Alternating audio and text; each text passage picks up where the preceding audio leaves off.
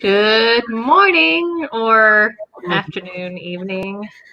People I know don't we have viewers worldwide.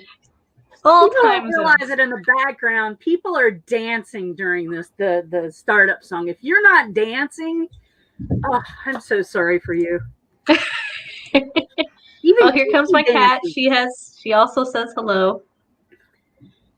Let's see what we have here. So we have Hillary. Hello, Hillary. We have Chris, Tommy, Thomas, and Louis. Hello. Hey, Louis. And Yoke and Greg and Benjamin. Hello. I know for Benjamin it's 2 a.m. I know that much. Oh, Chris Ferriello has me crying already this morning. What could have been Kiki? That said good morning. Oh, who's running the video chat? See, yeah. It was probably Kiki. It was probably Kiki. Boy, she's a noisy typer. Yeah. She didn't like that. No. Not at all. No bets will be taken on when my backdrop will fall because it's a drinking game. It is super secure. And every time that falls, everybody drinks their mimosa. Drinks their coffee. See how caffeinated we can get. No, it has a binder clip. The only way that it'll fall is if something knocks over the lamp that's holding it. Kiki! Ben says it's only midnight there now. Oh, so it's midnight. Oh. Okay. So that's good to know. It's not too late for you anymore, Benjamin. Well, not too late. Midnight, you know. Definitely past my bedtime. Yeah. Okay, let's see. So we had some other people say hi. We have Sue and Canberra. Where is that? I don't even know where that is. Canberra, that's in Australia. Oh, you're in Australia too. What time is it there for you, Sue? And we have Jonathan and Betsy. Hello, everybody who's watching. Thank you. Makes me so happy to see you guys every Saturday morning. You won't see me next Saturday. And either Mindy, they're leaving me by myself next week, so I might have to grab another co-host and replace these two. Oh, that hurts. Just for a weekend. Shot right to the heart. Well, it's also midnight for Sue. So thank you for popping in. We also a new name, so thank you for watching. Are you on WikiTree? Are you an avid WikiTreeer? Are you talking to Sue or? Yes, to Sue. Sue Kurar. Mm-hmm. Then we have Christina Corbayani. She's from Buenos Aires, so Corbayani. You did those both very well, Sarah.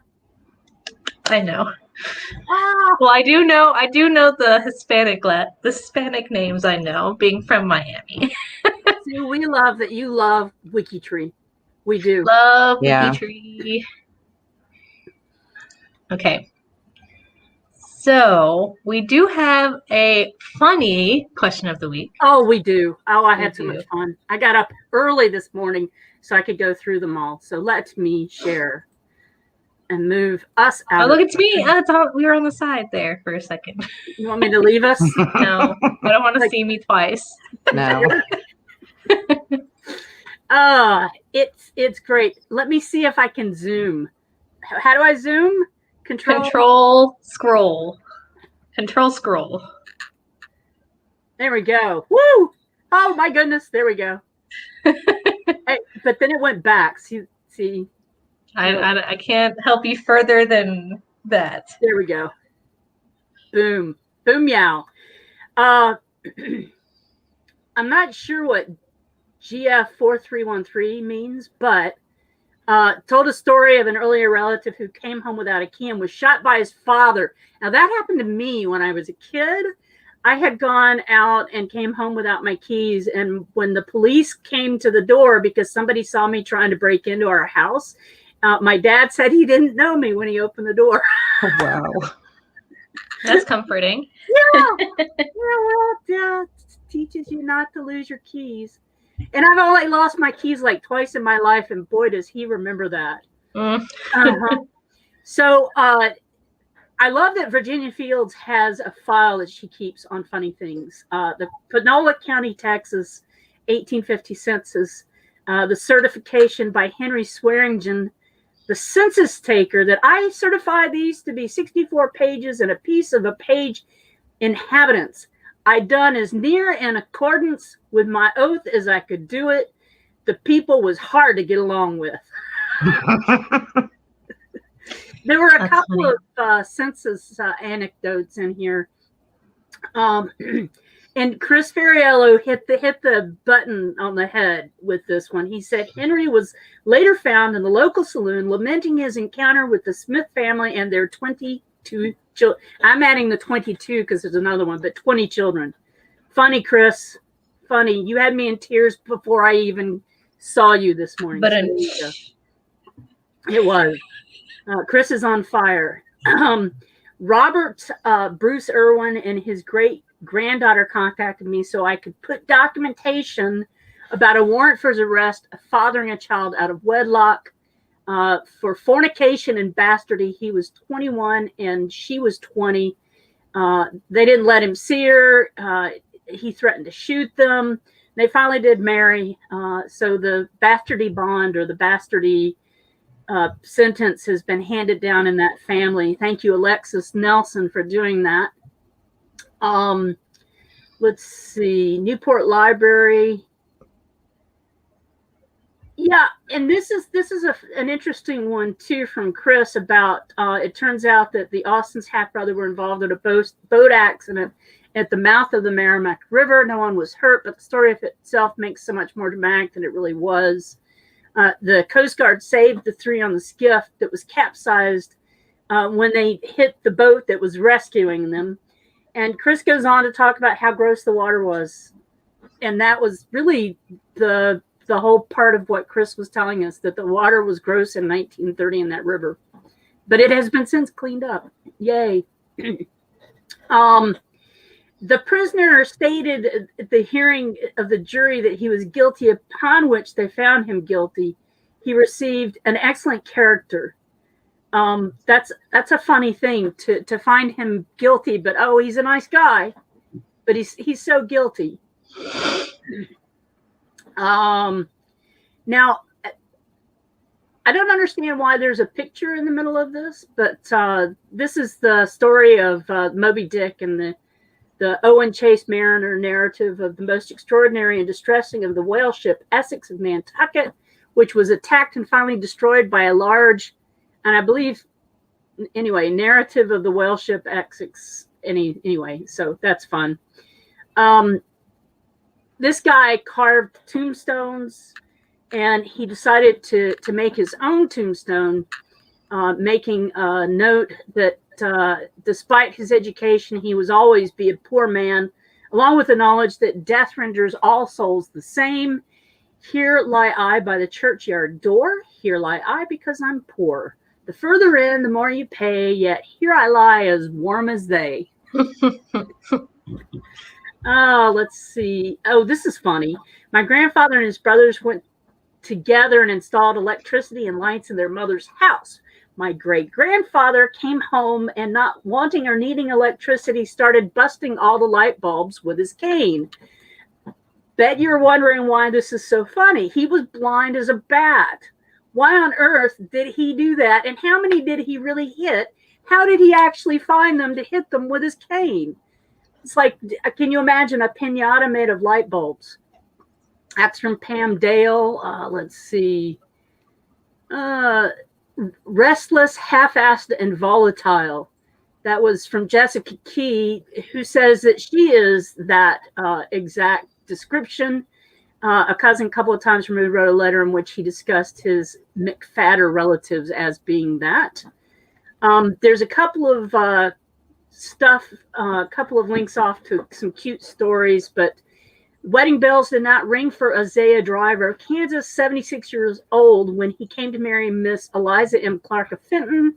In applying for the license, he gave all the information asked by the license clerk. until it came to the maiden name of the bride, where he failed. He said, "Oh, oops, I'm stumped. I have to take the train back to town to find out what her last name is." Okay. I don't know if I would marry somebody that I didn't know their last name. Yeah. There are too many greats in here for me to try and see, and I don't want to math this morning. G. Okay. So Romert Hans, this is from Robert Schott, was sentenced by the court of Friesland, Netherlands, for shoddy work on a dike in Laxum in 1671. Between some beams, a space of 3 fingers thick was found. He was sentenced to flocking and banishment for 5 years. Now, if you don't know about the Netherlands, those dikes protect the communities from the encroaching sea. And if you had 3-finger gap in between the beams, that is a place for the water to get in and wash them away. So seems like a pretty heavy sentence for something so banal, but it wasn't.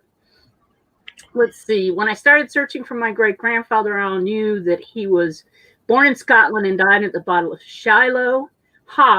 He just didn't come home after Shiloh. He was born in Kentucky and had a total of 6 consecutive wives, none of whom knew about the others.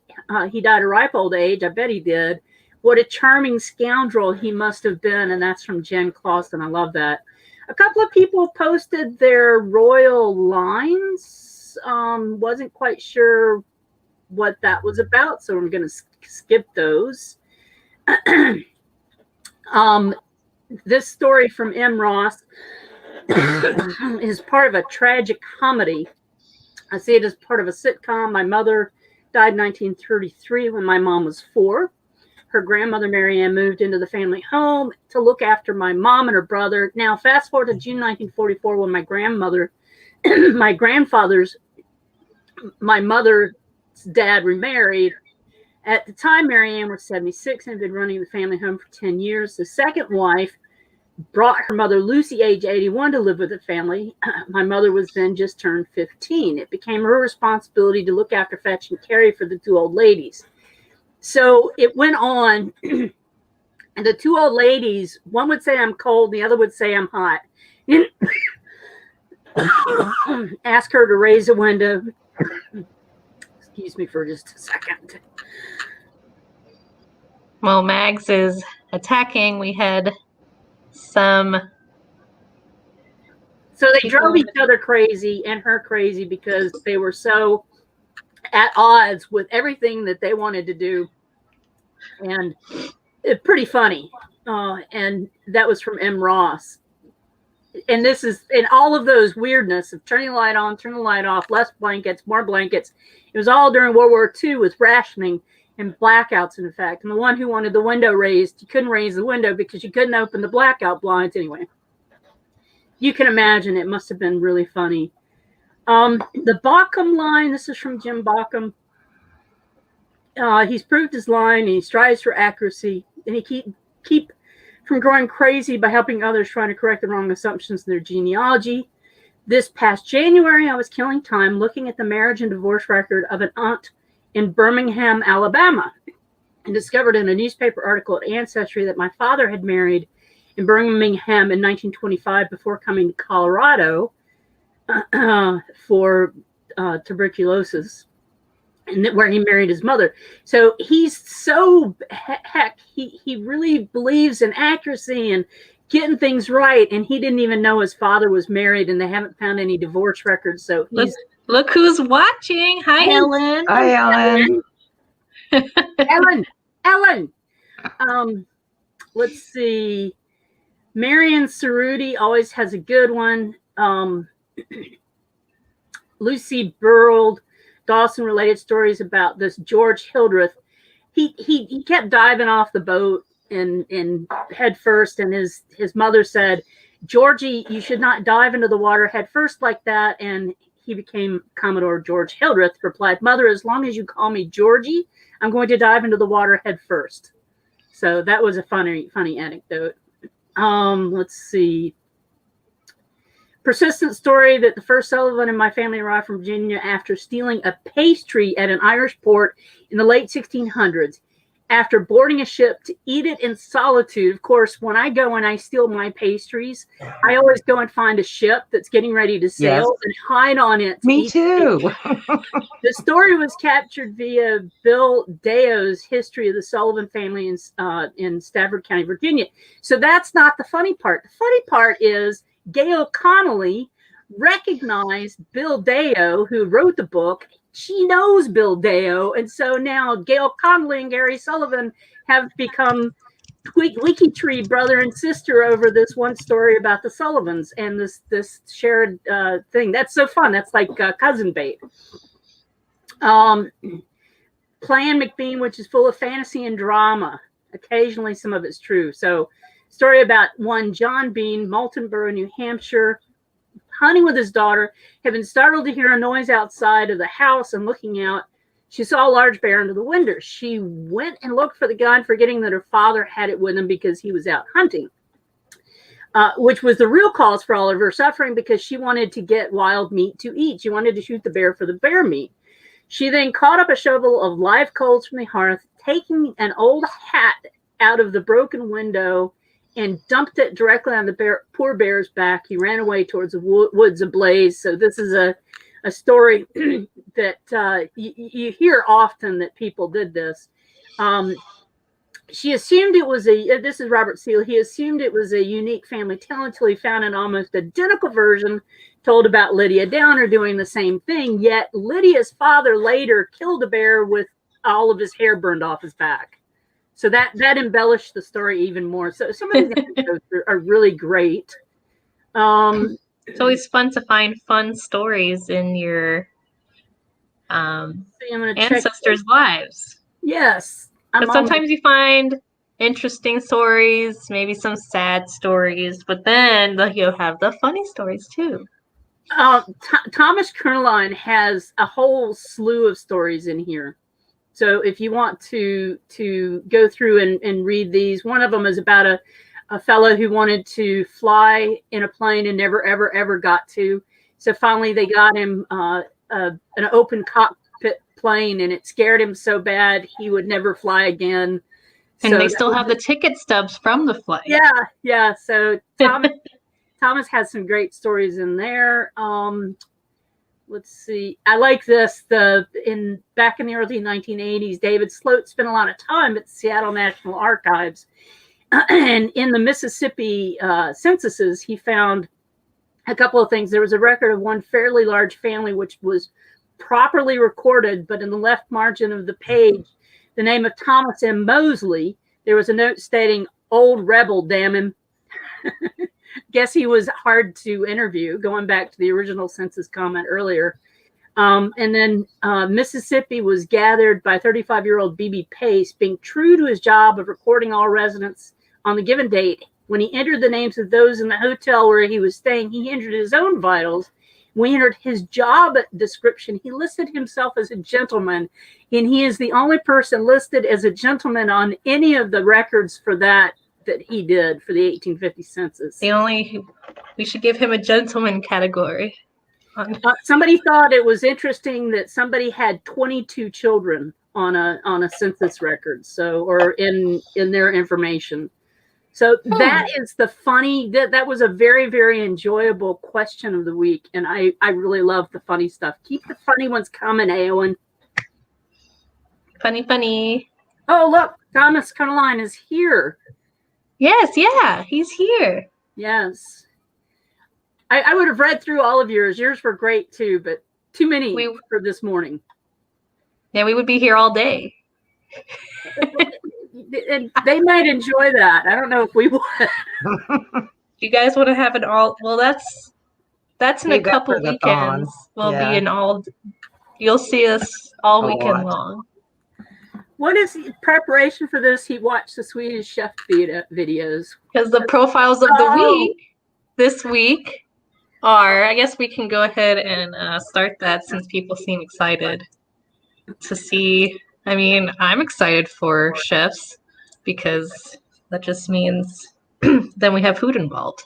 So our profiles of the week, our main one being James Beard, chef in namesake of the prestigious James Beard Foundation Award. So let's start with him. He was born in Portland, Oregon, and died in New York in 1985. He served in World War II, setting up sailors' canteens in different countries. He was an American chef, cookbook author, teacher, and television personality.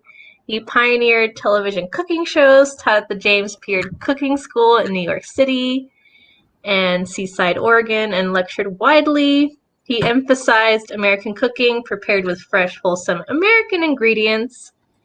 And then, the James Beard Foundation. It's a picture of him.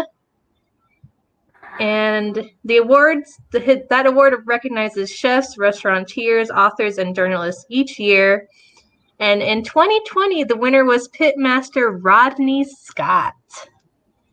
So that's our main profile of the week. And I feel, hold on a second. Let me look up Rodney Scott for a minute. I feel like he was James Beard Award. I think he was one of the... Yeah, he won last year. So that's all I wanted to mention. So that's our first one. And then we have Julia Child.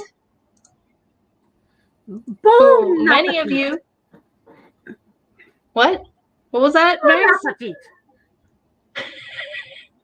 I can never think of Julia Child without thinking of the crazy funny Saturday Night Live skit with Dan Aykroyd where he just is chopping away and just chops everything, his whole hand off. And he was being Julia Child. So our second profile, Julia Child. She was an American chef, author, and television personality. She was also a spy in World War II. Interesting fact. So they say. She worked for them, but who knows? She has a sticker. She has a sticker, so it must be true. That's it. Whatever's on WikiTree. No, I'm just kidding. It's accurate. She mastered the art of French cooking and had a lot of television shows about it. And yeah, and she had, I'm sure there's a movie about her and books she's written. So Julie and Julia. It's a very, very good movie, that movie. Mm-hmm. We are 8th cousins, 3 times removed. Ooh, yeah. And please tell us how close you are to each person. So next one is Anthony Bourdain, born in New York in 1956. And as some of you might know, unfortunately, he killed himself in 2018 when he was in France. But he was really big in especially for television. In 1999, his tell-all expose about the restaurant industry, published by the New Yorker magazine, Don't Eat Before Reading This. And he was in a whole bunch of other books. His book in 2000, Kitchen Confidential, Adventures in the Culinary Underbelly, cemented his famousness. And lots of more books and television shows. Some that still air on the Food Network, so very cool. But unfortunate he's not with us anymore to expand the culinary world. Next on our list, okay. Are we ready? Are we ready for this one? We are. Are you? I don't know. Okay. Marie Perrier. Perrier? I just said the name of the drink. De Toulouse-Lautrec? Mappy de Toulouse-Lautrec.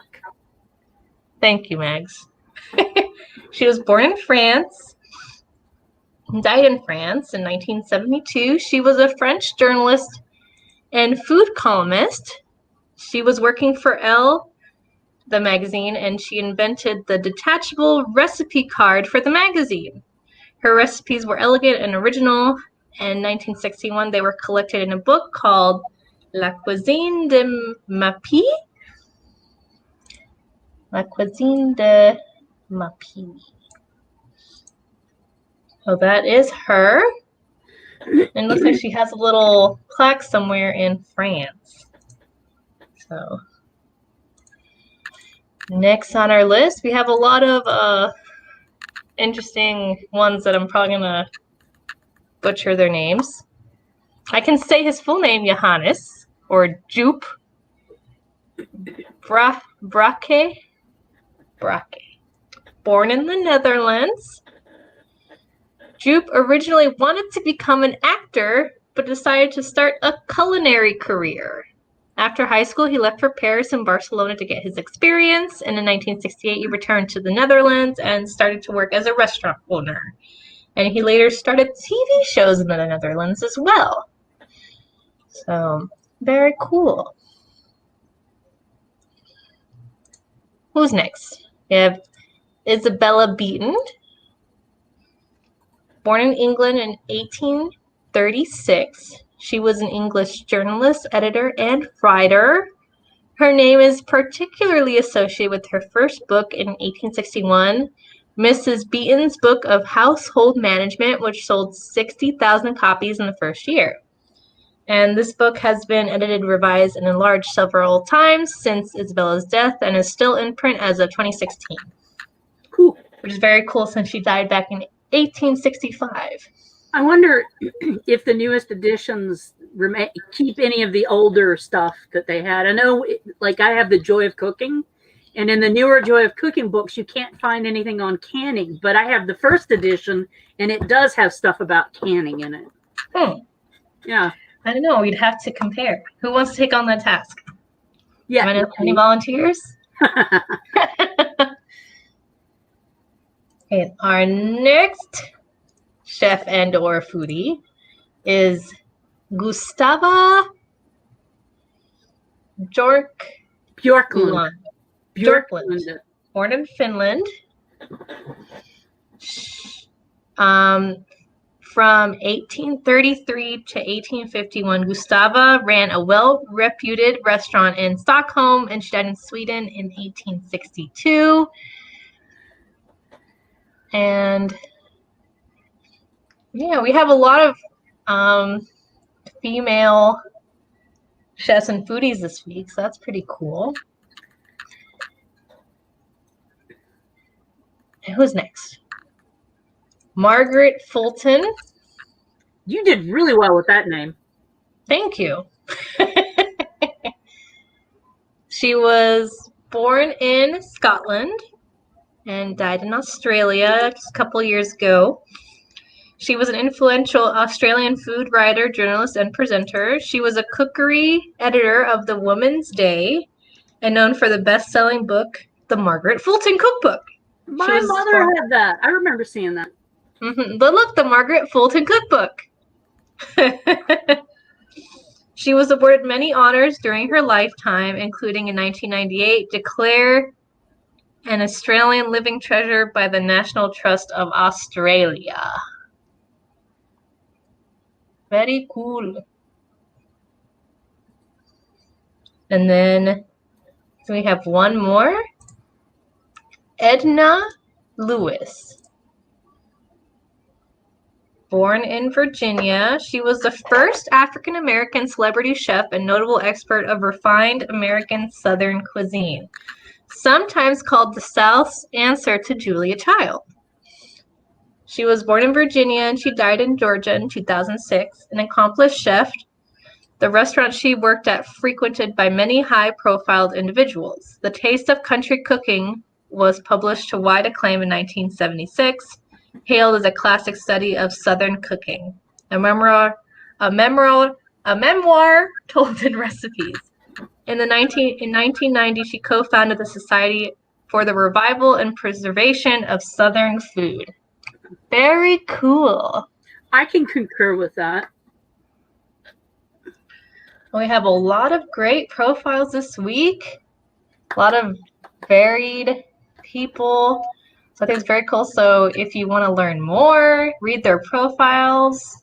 I always learn so much doing these.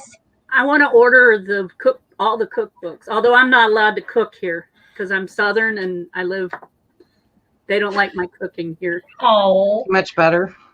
but then you definitely need Edna Lewis's book. Yes.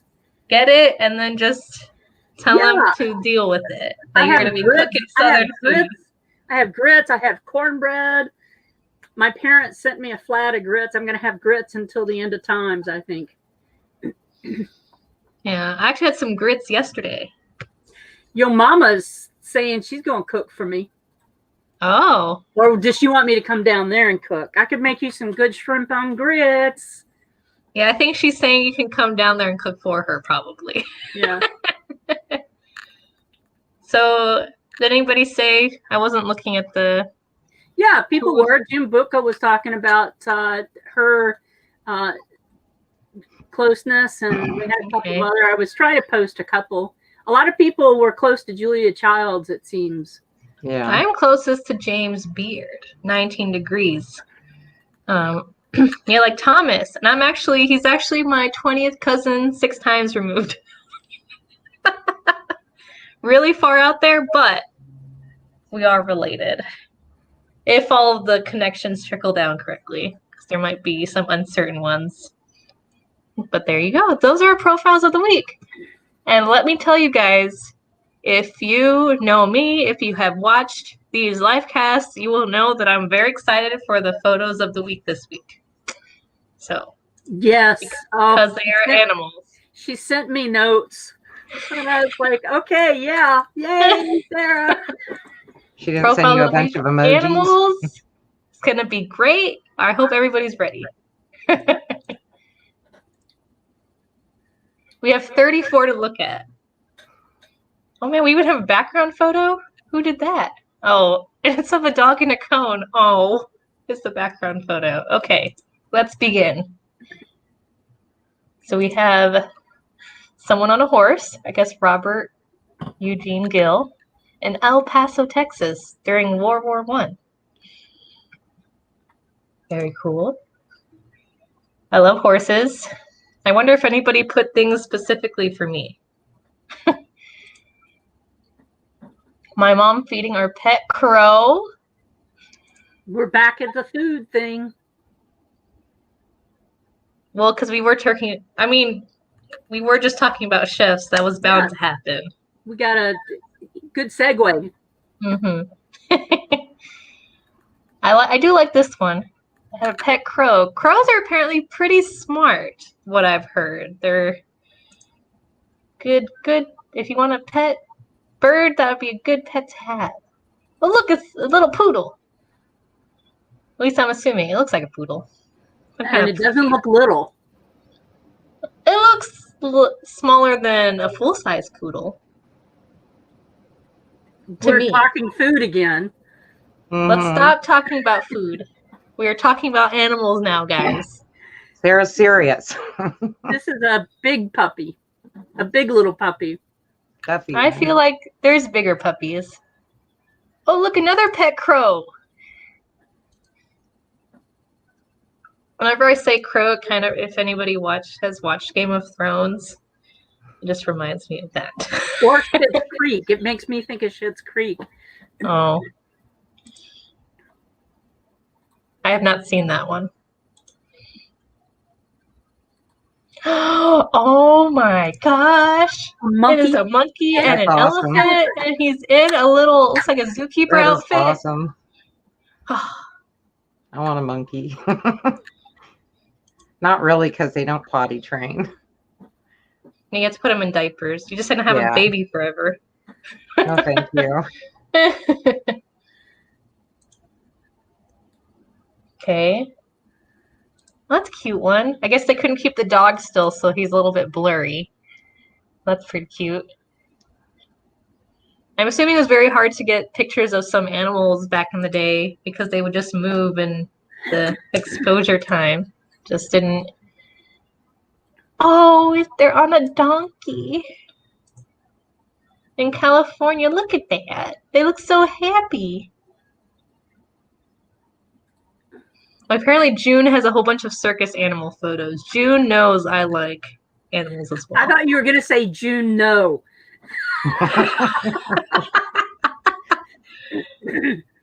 I will look at those circus animal photos. Don't worry. Oops, wrong way. Riding a donkey. Oh, kitty cat. Look, it's a black cat. Look, Kiki, it's like you. Look. Kiki, it's your great grandmother. She was not happy that I woke her up. Uh-oh. Right now. Okay. Oh, see, that looks like a bigger dog than that other dog. That's a floofy. I wonder what kind of dog that is. It's a sheepdog. Some kind of sheepdog, yeah. That's just my guess. I don't know. Karen Stewart, what kind of dog is that? Okay, next. Another bird photo. Johanna van de Broek. And I guess that means something about a bird, I'm assuming. Yoke, she's here. Yoke, what does that mean? Yoke is in the chat. She should still be in the chat. Maybe she can tell us what that means. It's a tame crow, I think. If you're using your powers of deduction on language, there she said it. Tame crow. Good job, Megs. Merci beaucoup.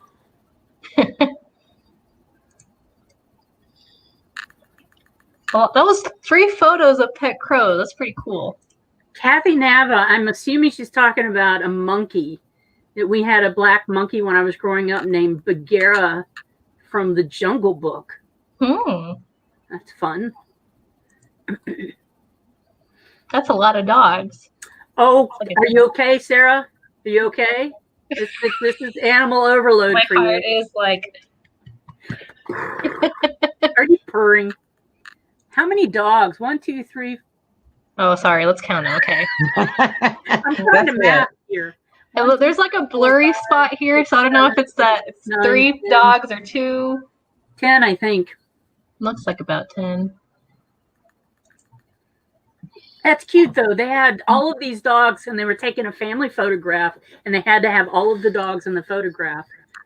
She is riding a zebra. I don't think that's a thing anymore. I don't think you can really ride a zebra. Aunt Dola. That zebra does not look happy. That's all I'm going to say. Oh, it wasn't a monkey. It was a cat. Oh, black cat.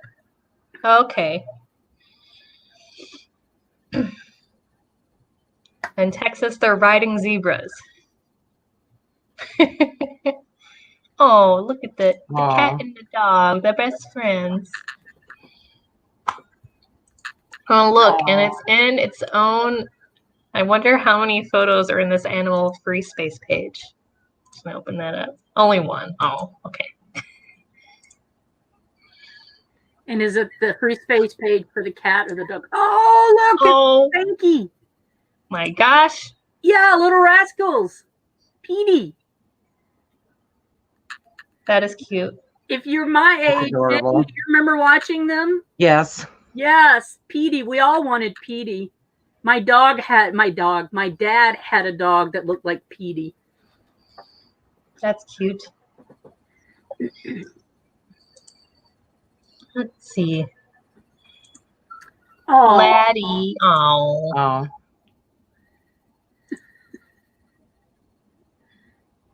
That's a cute photo. A doggy. Oh, it's another fluffy kitty. So, what did you do for your Saturday morning? Oh, I sat and watched a video of these 3 ladies talking about pictures. First about food and then about animals. Oh, cow bunnies. Cow bunnies? Yeah. I have a friend who called every animal in a field a bunny, like horsey bunny, cow bunny, mule bunny. Daisy and Calf. How cute. Oh, was Kay here? Oh, look, Kay. There she is. 2 cans of milk a day paid for the farm. That's pretty cool. Here's some more horses. About 1914. Nice. See the puppy? Find the puppy. Oh, there he is. Yep. I'll zoom in so everybody He's sees. little. He's not Little worried guy. about getting trampled. There he is. You guys, everybody see him? Everybody see the puppy? Okay. Oh, I'm still very zoomed in. Let me unzoom in. Okay. Oh. That's cute. Riding a cow. The cow's named Catherine. And the cow's not moving, so I don't know if you can technically say that they are riding the cow. Sitting on the cow. They are sitting atop. Cow sitting, which is way better than cow tipping. Mm. Oh, look at that. That dog is in love with that baby. Mm-hmm. Look at the face. Yeah. Oh. Best friends forever. Okay. Oh, another That's a horse nice one. Where is this? Is that Österreich? Is that Russia? Österreich? Or somewhere else? I'm trying to determine where this is located. Wow, what a beautiful horse. Mm-hmm. Let's see, I guess. I don't know if anybody wants to tell me where that is. Yeah, I can't see it, so I can't tell you. Oh. Austria. Yeah. It sounded like Austria? Oh. It sounded like you What Thomas said. Yeah. Oh, okay. Thank you. And Thomas also, we'll give Thomas a shout out for that answer as well. All family with their doggy. Aww. Oh, another one from Austria. The same guy shared another photo. Wolfgang. Oh, that's so cute. Mindy, we have to get you queued up so you say "ah" with us. Oh, it's so cute. And by the way, the fashionista are here. Mindy, no, not real. Picture behind me, but thank you. It is. She had that built. Her partner built that for her over the week. I wish he doesn't do woodwork. Look at the puppies in Australia. Miniature poodle puppies. Some more poodles. Oh, up. The cat is standing up. That cat looks like it puts up with a lot, like my cat does. Yeah. Okay. Oh, more cats?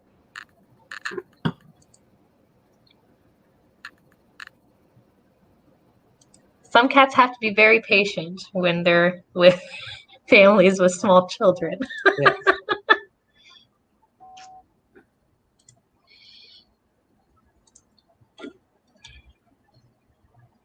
That's cute. So it looks like a pony. That's pretty small. I think it's a pony.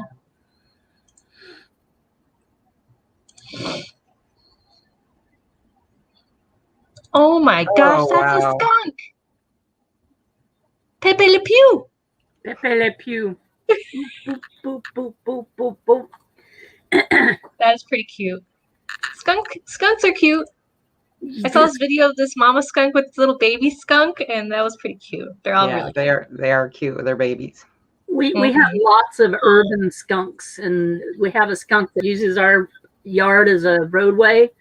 And 3 o'clock in the morning, I'll wake up with a horrible smell coming in the house, and a skunk has been out in the yard doing something. I like how this cone says, kiss me, hug me, spoil me, be nice, I'll be back. I think he's trying to hypnotize us with those eyes. With his shiny eyes. Oh, look, another pony. Is his name Selim? Yeah, how cute. And that little kid's pose is priceless. Yeah, it is. Adorable. Okay. We still have about 14 more photos to go, guys. 14? Yeah, there's 34 photos. It's a Saint Bernard. Infinite amount. Betsy shared this one. Is she still here? And there's Saint Bernard. Those are good dogs. Oh. How cute. Oh my gosh, he's in the pocket. I love pocket puppies. What a cute.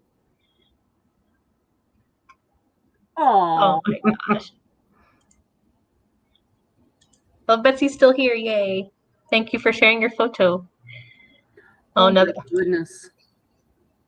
That horse is probably very well trained, as this kid probably wouldn't be able to keep it under control. That's a draft horse. In the Netherlands. Bye, Greg. Oh, that was it. I guess that was the last. There was only 4 left. I lied. Greg only came in for the animal photos. I believe it. Let's see if we have any extra special ones in the G2G post that we didn't already see. We saw that one. They had a very weird looking dog. That's what they said about this dog. Oh, we didn't see that one. A long-haired dachshund. This was Yoke's picture. Oh, the crow followed her father every morning to school. It's the elephant.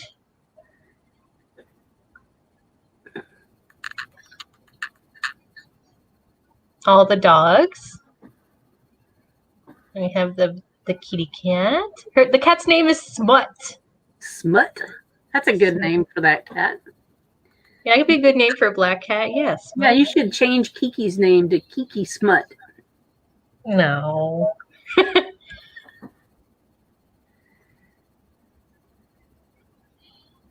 The donkey. Oh.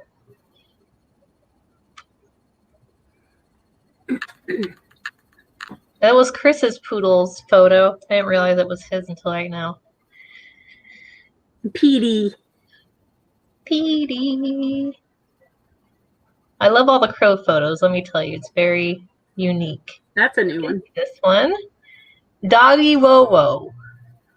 That's the name of this dog. Another zebra. It looks like it's painted. Maybe this one looks zebra. like a painted one. Or is that me? It looks like a painted zebra. I don't know. Maybe it is a zebra. We saw that one. We didn't see that one. There's a little doggy in the front. We have one more page. I hope nobody's tired of looking at animal photos yet, because I am not. All these kitty cats. Oh, there we go. He also has a pipe. The hunting horn. Oh, a hunting horn. Oh, they probably go hunting together. How cute. My GG grandfather was saved by his dog. The dog wouldn't let him go to the outside toilet. So he sent a servant out there who was killed by someone hiding in the toilet. Oh, wow. There was news reports this summer of a bear that was hibernating in somebody's outhouse. And they went to their cottage in the spring to use the outhouse and got attacked from underneath. Wow. That's, yeah. So apparently Rosie was a descented skunk. I want a descented skunk. Kiki, would you like a descented skunk as a friend? And didn't Pepe always chase a black cat around, thinking the black cat was its? Well, yeah, because they would put the black stripe, the white stripe on the cat or something. Yes. To make it look like a skunk. This is a test post. Oh, we didn't. Oh, that's a cute one. The doggy's helping with the baby's bath, making sure the babies are okay. Oh, the pocket puppy. Pocket puppy. Okay, that is it. That was all of the photos of animals. That was exciting. Oh, I'm so glad we got to do this one for you this week. Now we can. Our WikiTree challenge is going on right now for Tim Janzen, who, if you missed out, we didn't actually have him on Wednesday. He wasn't able to make it, but we did kind of introduce him. He is a DNA expert, a doctor. A real live doctor, like with a medical. Yeah, not just like a medicine doctor too. So, and we're doing his tree this week. How is that going so far, Mindy?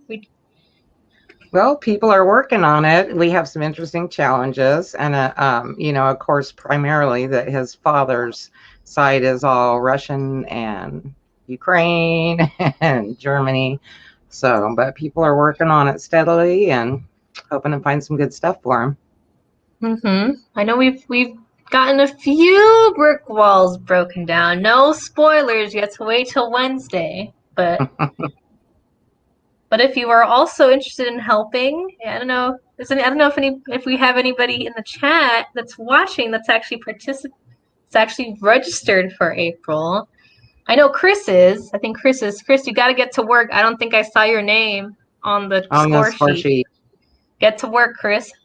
I'm going to do some work this weekend on Tim's stuff, and it's going great. And if you want to find out everything that we found about Tim's tree, you have to wait until Wednesday. But also, if you're not actively doing the research and you've already been participating, stop in a Discord and cheer the people on that are doing the research. So go, Hillary! Get to work, definitely. Hillary. Is there a list somewhere of upcoming challenge guests? So we usually kind of release them a month in advance. Top secret. Do we have? I think we have the May ones, so yes. We can see all the. Hold on. If you go to the actual May registration. So May, this is the May ones. So we have Scott Fisher, Devon Lee, Nathan Goodwin, and Jenna Ortega. Devon Lee. Devon. Oops. I wanted to add a little Devon Noel Lee. You have to put the Noel in there. Noel. Devon Noel Lee and Jenna Filbert Ortega. Yay! So it'll be a lot of fun. It will. Yes. And then after Tim, we have Sherry Passe and then Connie Knox.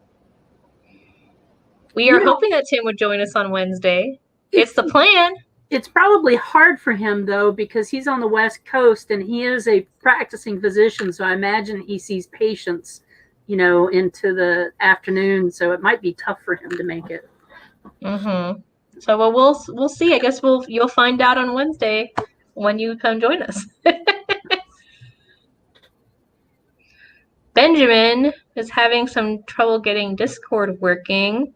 Yeah, we'll have to work with you on that after the live cast, or I'll hook you up with your captain. I have an ongoing. Mindy's gonna hook you up.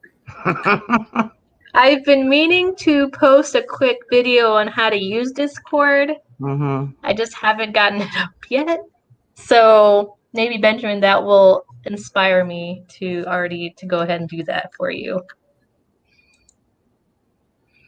And with that, unless we have any questions, comments, my background did not fall, so anybody who made a bet lost the bet. You lost, Chris. And I've been drinking my coffee the whole time, and I was trying to get it to fall.